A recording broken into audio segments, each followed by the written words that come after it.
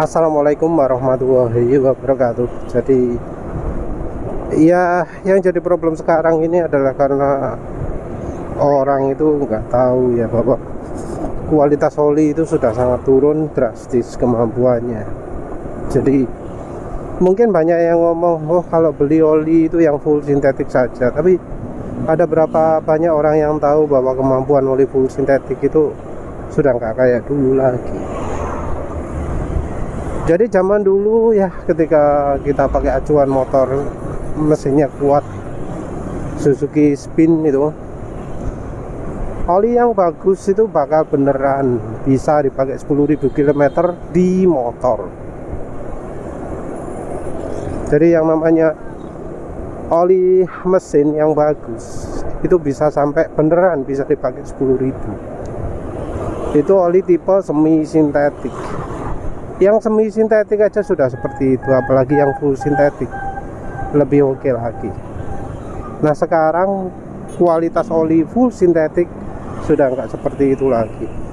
Kalau bahkan full sintetik sing ono tulisan EPAU sekalipun, secara kualitas ya sayangnya masih kalah ya daripada oli-oli masa lalu.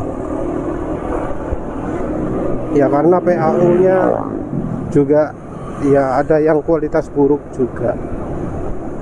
Jadi oli PAU yang modern itu nggak sebaik oli PAU yang klasik. Yang jual oli PAU klasik rasanya cuma Mobil One. Jadi pengen oli yang PAU bagus, pilih merek Mobil One yang impor tentunya ya. Dan ya repotnya lagi adalah nggak semua oli Mobil One itu menggunakan bahan PAU. Ada yang sebutannya full sintetik tapi tanpa PAU. Bisa kita lihat ini di material safety datasheet ya. Jadi bicara soal oli, kita ini nggak bisa yang ngomong antara full sintetik, semi sintetik, mineral. Kalau bicara oli itu kita bicara di bahan, apakah itu hydrotreat, apakah itu hydrocrack, apakah itu PAU. Karena PAU sangat jarang, ya kita nggak bisa yang ngomong, oh pingin bagus oli PAU. Ya karena saking jarangnya oli PAU gitu ya. Yang lebih banyak kita bisa temui ya oli full sintetik yang bahannya adalah hydrotreat. Jadi ya orang nggak membedakan antara bahannya hydrotreat, hydrocrack atau PAU, tapi lebih ke tulisannya. Padahal kualitas oli itu sangat ditentukan oleh hydrotreat, hydrocrack itu, tapi orang lebih peduli ke tulisan di botolnya. Jadi orang walau itu adalah hydrotreat, kalau di luarnya tulisannya full sintetik, dianggap jauh lebih baik daripada yang mineral. Tapi ya repot juga ya, karena hydrotreat, hydrocrack itu cuma disebutkan di material safety datasheet. Sementara kebanyakan oli-oli yang di Indonesia gak ono material safety datasheet, nggak ada informasi itu. Karena nggak ada informasi seperti itu, orang ya jadi nggak tahu apakah full sintetik ini hydrotreat atau hydrocrack atau PAU. Itu yang makin bikin repot. PAU itu harusnya merupakan oli yang kualitasnya paling tinggi, tapi ya penulis sudah coba oli dengan bahan PAU yang produksi sekarang tentunya ya, produksi modern, itu ternyata buruk ya. Jadi kita ngomong dari uji panggang oli, uji pemanasan. Uji pemanasan ini bisa menunjukkan seberapa tahan oli itu terhadap pemanasan. Kalau yang banyak dipakai itu ya terhadap penguapan, tapi juga kalau penulis saya memperhatikan perubahan warna. Oli kalau PAU yang zaman dulu itu tahan ya terhadap panas. Jadi diuji dipanasi gitu, dibandingkan meseran ya nggak akan beda jauh atau bahkan mungkin menang ya. Tapi oli sekarang, oli PAU sekarang, bahkan dibandingkan dengan oli meseran yang kualitasnya sudah turun, itu kalah ya. Jadi dari uji pemanasan saja kelihatan bahwa oli PAU sekarang ini kualitasnya sudah nggak sebaik zaman dulu. Bahkan dibandingkan oli mineral pun nggak menang ya. Yang unggul dari oli full sintetik sekarang itu, kalau yang bukan hydro treat, itu adalah dia tahan terhadap penguapan. Jadi oli-oli full sintetik yang bukan grup 2 itu biasanya olinya itu betul-betul nggak habis ya, tetap gitu, cuma olinya jadi hitam sekali. Jadi olinya memang nggak habis, tapi ya hitam. Nah kalau hitam ini menyebabkan masalah lain. Masalah lain yaitu lumpur.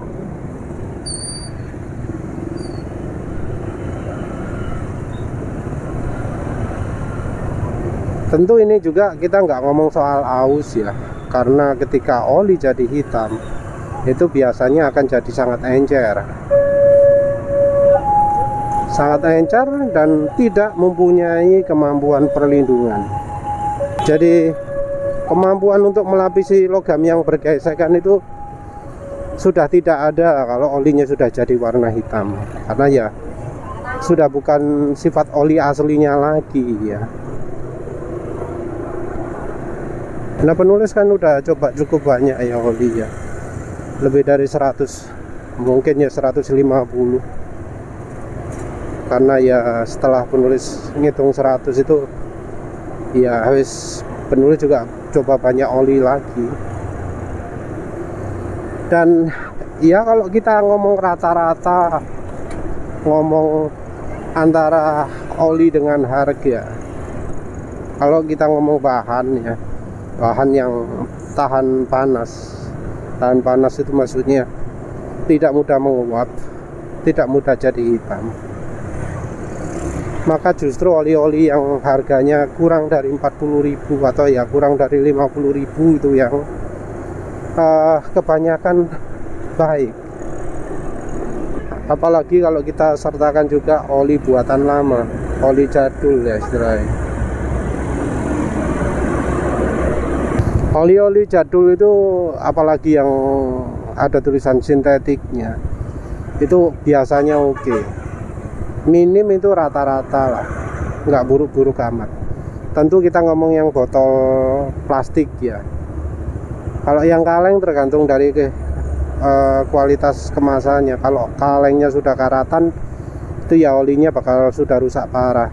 Jadi kalau karatannya sampai ya ada satu bagian yang karatan full gitu ya, itu kualitas olinya sudah sangat buruk. Tapi kalau olinya masih mengkilat semua, nah itu oke ya, oke sekali. Jadi kalau beli oli lama yang kaleng itu cari yang nggak ada karatnya lah, karena karat itu jadi sumber masuknya udara ke oli. Kalau sudah ada karat, kualitas olinya jadi menurun drastis.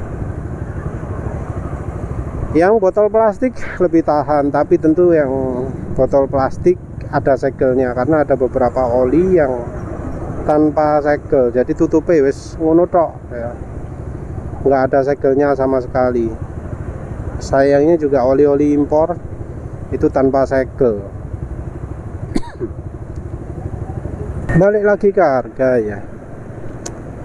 Jadi kalau yang penulis tahu bagus itu ya contohnya oli-oli dari Morange, Bin Formulacar, dan meseran B40. Untuk versi mahal ya ada misalnya Yachung, Ravenol USPO ya, tapi itu bisa dibilang pengecualian. Justru oli-oli murah ya yang penulis itu sering takjub, oh ini oli murah tapi kok kemampuannya bagus gitu ya.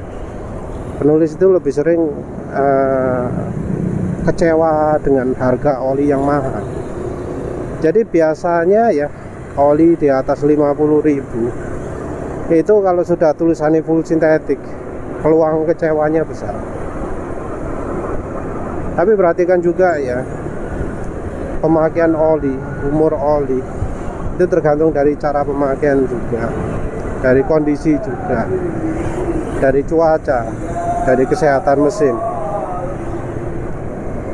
Jadi mungkin ada oli yang menurut penulis buruk, tapi ada yang merasa olinya itu bagus. Ya itu tergantung dari pemakaian, karena ya pemakaian penulis kan ekstrim.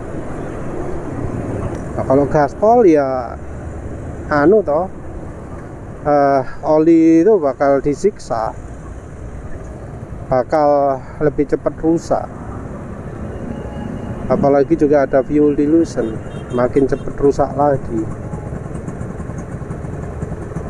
Nah, dengan kondisi motor penulis gini ya, oli-oli murah itu sering punya keunggulan lebih baik daripada oli mahal, terutama dari cairan olinya ya, dari bahan dasar olinya, base oilnya lah kalau orang ngomong gitu.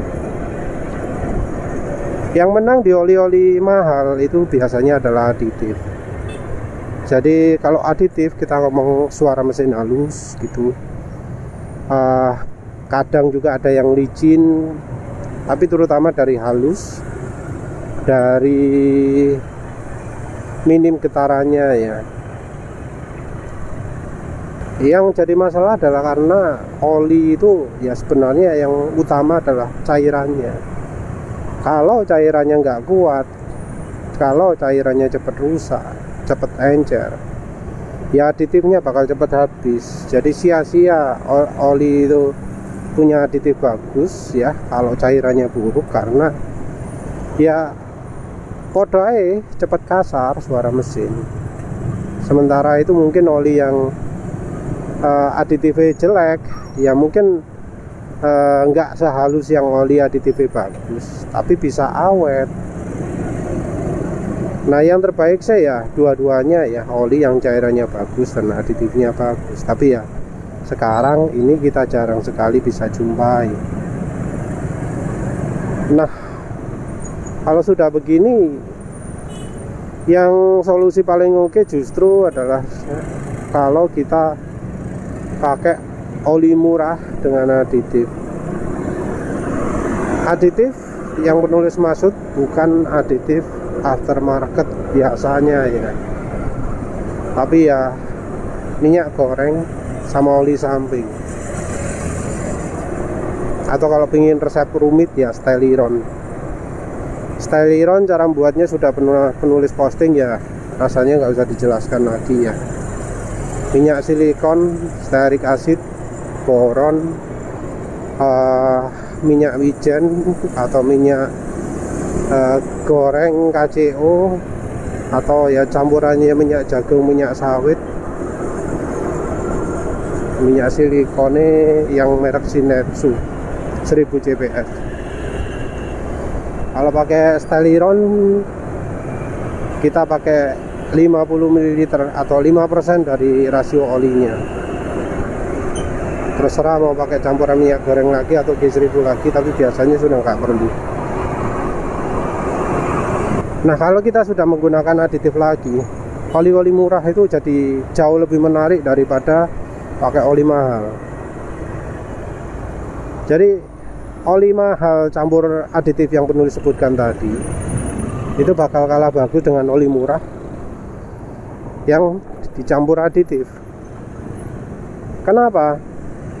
Karena oli mahal aditifnya wis akeh, ditambahi nggak selalu jadi makin halus, walau memang ada peningkatan kalau terutama kita pakai minyak goreng ya. Tapi ya secara keseluruhan kalau kita ngomong soal aditif ya, aditif anti aus itu oli mahal, nggak banyak perubahannya.